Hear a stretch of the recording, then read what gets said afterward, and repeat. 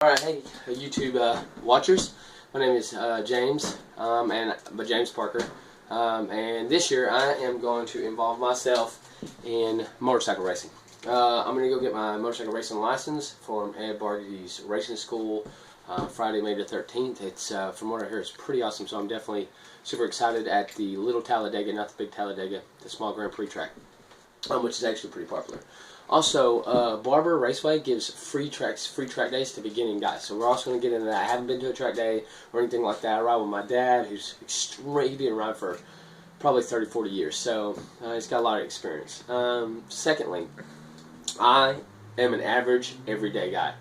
I make almost no money. I have an entire family, kids, the works. So I'm not single. I don't own a huge business. I don't have a fortune or anything like that, so I'm just like everybody else, probably a little lower on the totem pole.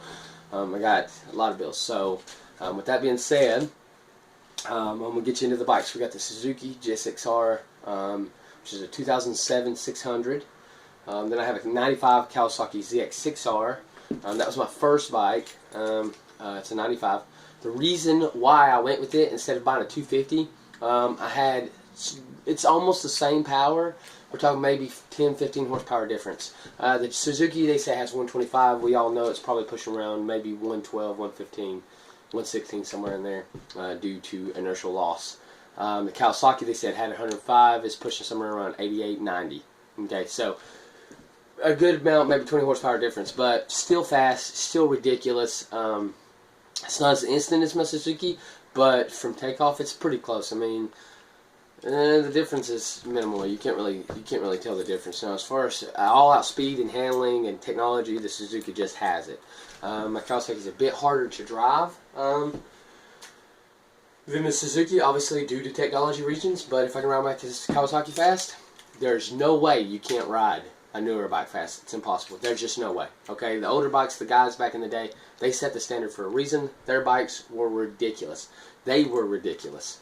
I mean, imagine going down the Isle of Man TT on a bike from 1995. Yeah, so, yeah, that's probably why a lot of them died. But, with that being said, this is my first time. It's my first YouTube video. It's kind of like a documentary, so I'm going to take you guys through the whole thing, and I'll make a post when it's relevant and important to racing. I actually am about to get ready to go to work, and I am going to ride my bike, as you can tell. I'm using my Sedici jacket, my Sedici boots. Like I said, I'm not exactly rich, so Denisi is kind of out of the question. I went with a two-piece zip-up, only because it gets kind of hot down here in the south. So summer's coming, and I didn't want to be stuck with a one-piece all the time. But I am going to spend surmountable time on track days, and hopefully I'll get some skill in, and by the end of this year, the beginning of next, we will actually have a bike and start building it for the racetrack. We're going to probably start out the 600. I want to do the super bike, but money constraints and then actual skill constraints. I don't want to get out there and just get beat down or wreck and really high side hurt myself first time out. So I think we're going to start with a 600. We're going to build an awesome 600. I have a mechanic that just cannot be beat. That's my dad. He's amazing, fantastic. He can work on just about anything.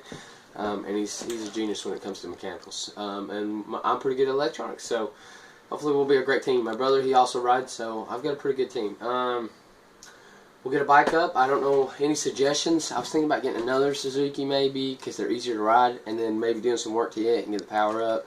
The Kawasaki 636 is fantastic in the mid-range. You really got to do a lot of work in the high range. You know what I mean?